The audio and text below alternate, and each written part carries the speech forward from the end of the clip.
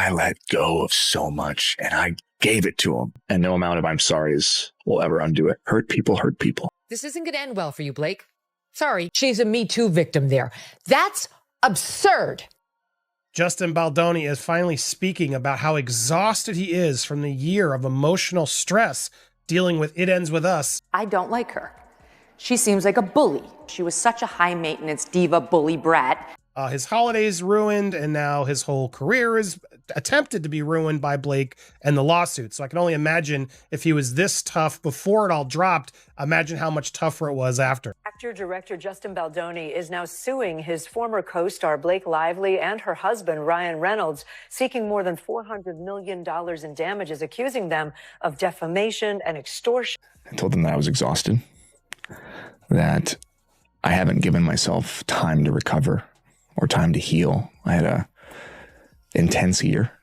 Parties, of course, meeting for the first time in court today. It was about a 90-minute hearing. He told us that Justin Baldoni denied those claims of sexual harassment and only tried to appease Blake Lively because she was such a high-maintenance diva bully brat.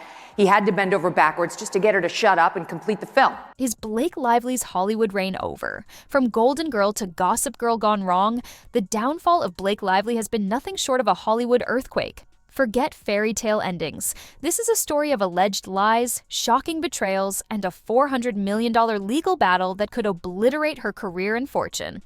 Prepare to have your jaw drop as we dissect how Justin Baldoni allegedly flipped the script, exposing what some are calling Blake Lively's manipulative power play and sending her carefully constructed empire crashing down.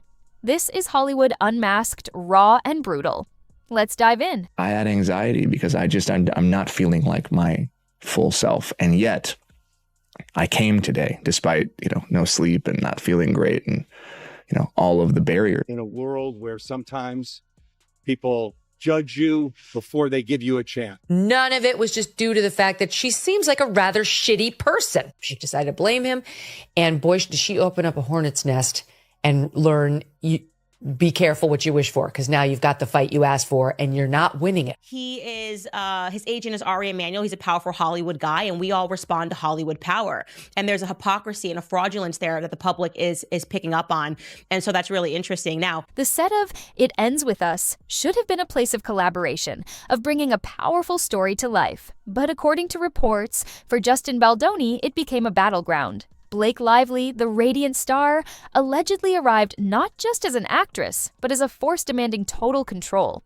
Whispers from the set paint a picture of a high-maintenance diva, rewriting scripts, pushing for director-level decisions, and flexing her A-list status at every turn. Baldoni, the man who poured years into developing this project, found himself increasingly sidelined, his vision allegedly hijacked. But the power grab didn't stop there. Suddenly, shocking accusations surfaced. Blake Lively, the darling of Hollywood, claimed she was the victim, alleging harassment and a toxic work environment at the hands of Justin Baldoni. Was this a genuine cry for help, or a calculated move to seize complete control and silence anyone who dared to stand in her way? The answer, as you're about to see, is far more twisted. A lot of material success and a lot of emotional stress. It's very hard on me and my family.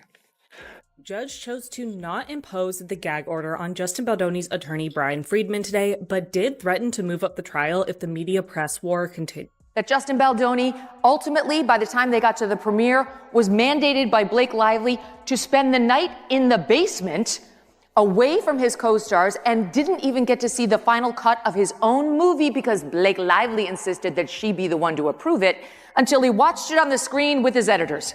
Film was steamrolled by Blake, which just showed their inexperience as producers. And I say that with all respect. They got completely controlled and taken over by Blake. Hollywood expected Justin Baldoni to crumble. They anticipated another male star bowing to pressure, issuing a groveling apology, and disappearing from the spotlight. They were dead wrong. Instead of backing down, Baldoni unleashed a counterattack that sent shockwaves through the industry. He didn't just deny the allegations, he flipped the entire script. Boom. A $400 million countersuit landed, accusing Blake Lively and even her husband Ryan Reynolds of defamation and extortion. Suddenly, the narrative shifted. The alleged victim became the accused. Blake Lively, who thought she held all the cards, found herself on the defensive, scrambling for damage control. Baldoni's legal team, led by the formidable Brian Friedman, came out swinging, armed with what insiders describe as a mountain of evidence. The game had changed, and Blake Lively was about to learn that Hollywood power isn't as invincible as she thought. Here's where he goes into why he made the film. I haven't talked about this a lot because I want to be very mindful in the conversation around this movie to not take the emphasis off of what is happening to women at alarming rates. Absolutely. I want to eliminate as many barriers. Justin does a better job, in my opinion, of providing receipts and showing full context. They say the truth always comes out, and in the age of digital receipts, lies are harder than ever to bury. Justin Baldoni's legal team didn't just rely on denials. They unleashed a barrage of evidence that allegedly shredded Blake Lively's accusations to pieces. Leaked text messages and emails became the smoking gun. Remember Blake's tearful claims of feeling uncomfortable and harassed? Her own messages told a dramatically different story. Texts revealed her inviting Baldoni to her trailer, not once, but multiple times. Emails showed her praising his work, joking with him, even calling him a ball buster in a playful manner. How do you reconcile those friendly exchanges with claims of a toxic environment? The contradictions were glaring, the hypocrisy undeniable.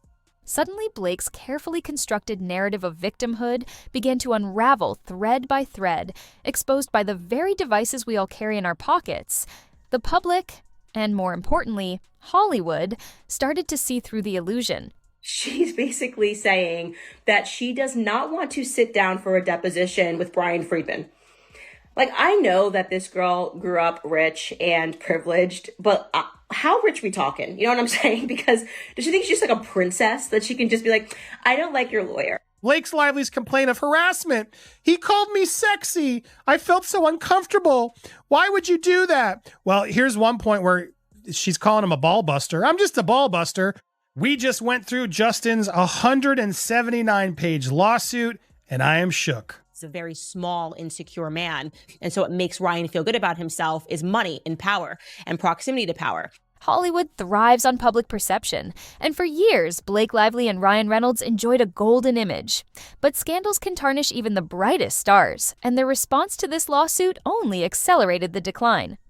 Enter Ryan Reynolds and a disastrous appearance on Saturday Night Live. In the midst of his wife's serious allegations, Reynolds decided to joke about it. He turned the lawsuit into a punchline, a comedy skit for national television. The move backfired spectacularly. Social media erupted in outrage. "Read the room," fans screamed. "If it's all a joke, what about Blake's claims?" The cringe was palpable, and the damage was done. Brands that once clamored for Reynolds' endorsement started to rethink their associations. His carefully crafted Deadpool persona of lovable goofball suddenly looked tone-deaf and insensitive. The SNL debacle became a turning point, solidifying public opinion against them and signaling a deeper problem, a disconnect from reality, a belief they were untouchable even when mocking serious allegations. There was this vicious reaction to this. These are just some of the top comments that were on SNL's Instagram posts. They wrote the top comment here: "It was funny until the cringe Ryan Reynolds couple made it awkward. Read the room, get out. Could have done without Ryan and Blake. So exhausting. Missing Ryan Gosling," which is really funny. Get it? He's just being his funny Deadpool self, guys. So ironic, and it's so funny. He's like mocking the situation. I didn't know Saturday Night Live approves bullying from Ryan and Blake. And that is kind of one of the, first and foremost, deep ironies of what's going on here, is the fact that Saturday Night Live has made itself almost an enemy, I would say, of half of America. When a star is in trouble, Hollywood usually rallies, at least publicly. But in Blake Lively's case, the silence is deafening. Where are the celebrity endorsements? Where are the supportive tweets from her A-list friends? Nowhere to be found. Colleen Hoover, the author who handpicked Lively for It Ends With Us, once a vocal supporter, has reportedly scrubbed all traces of Blake from her social media. Gone. Vanished. It's a brutal, unambiguous message. Even her Gossip Girl castmates, who shared years of screen time with her, are silent. Anna Kendrick, her co-star in A Simple Favor. Radio silence. Hollywood insiders whisper about Blake being toxic, radioactive. The industry, sensing a sinking ship, is abandoning her with ruthless efficiency. This isn't just about public opinion anymore, it's about professional survival. In Hollywood, perception is reality, and Blake Lively is rapidly becoming persona non grata. He really sees this all the way through and makes sure we get to discovery and proves how disgusting some of these high-level celebrities can be. Because what's actually funny to him is not the sexual harassment. What's funny to him is that he found a tool to be able to stage a hostile takeover of a business. And they were high. They were totally high on their own supply of power. They were enjoying it. They were enjoying humiliating Justin Baldoni. Like I said, they got so close. You guys went to the New York Times. Oh, nobody could be bigger than the New York Times. Before you filed your lawsuit, as all of the evidence is indicating, because you wanted to set the public narrative against Justin Baldoni. Now that it's backfiring, you're like, hey, I want people gagged. This is unprofessional to go to the press. Everyone sees right through you and Ryan. The legal battle is far from over, but the potential financial fallout for Blake Lively and Ryan Reynolds is staggering. Justin Baldoni's $400 million countersuit isn't just a symbolic gesture, it's a very real threat. Blake Lively's estimated net worth, around $50 million. A far cry from the potential damages she could owe. Some might assume Ryan Reynolds' $350 million fortune will act as a safety net. Think again. Reynolds' wealth isn't liquid cash. It's tied up in investments, brand deals, and business ventures. Forcing him to liquidate assets to pay a massive judgment would be a financial earthquake, shaking the foundations of his empire. And here's the brutal truth. Why would he? Why risk his own financial stability to bail out a situation that many believe is entirely of Blake's making? The prospect of financial ruin looms large, a terrifying reality for a couple who once seemed to have it all. If Baldoni wins, the fallout won't just be reputational, it could be financially apocalyptic.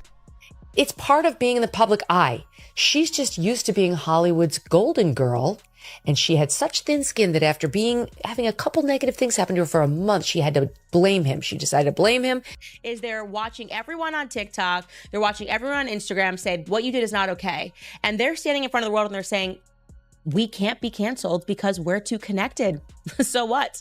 Sorry for the rest of you guys. Sorry for the rest of you idiots who are beneath us. We just have to make a phone call to Ari Emanuel and we can get into a skit. And how we treat people doesn't matter. I had anxiety because I'm not feeling like my full self. And yet I came today despite, no sleep and not feeling great and, all of the barriers. Blake Lively's story is a stark reminder of Hollywood's volatile nature, a cautionary tale of unchecked ambition, alleged manipulation, and the swiftness with which fortunes can reverse. She allegedly sought to control the narrative, to silence her critics, to emerge as the victim. Instead, she may have triggered her own downfall. The evidence, the public backlash, the industry abandonment, it all points to a catastrophic unraveling. Whether she's found liable for $400 million or not, Blake Lively's reputation is in tatters, her career prospects dim, and her golden image shattered beyond repair. This isn't just about a lawsuit, it's about accountability, about the consequences of alleged abuse of power, and about the changing tides in Hollywood, where even A-list status can't shield you from the truth when the receipts come out. The empire, it seems, is crumbling. And I would say another reason that the public didn't respond well to this was because we have already accurately deduced that the both of you are raging narcissists. Both of you are raging narcissists. And then what happens when your masculinity is in question? You fall into depression, you have anxiety, you feel like you're failing, that you're not showing up to anything as your full authentic self. You compensate. That's when you start to hurt yourself and other people. When the entire reason we got here was because you tried to play this in the press. Like, you went to the New York Times to try to take him down and to set a public narrative. And now that it's backfiring, you want out. Want to stay ahead of the curve on all the biggest celebrity scandals and Hollywood downfalls? Then smash that like button and subscribe right now. Don't forget to hit the notification bell so you never miss an update. This story is far from over and will be here every step of the way. What are your thoughts on this shocking situation? Drop your predictions and opinions in the comments below. Let's discuss.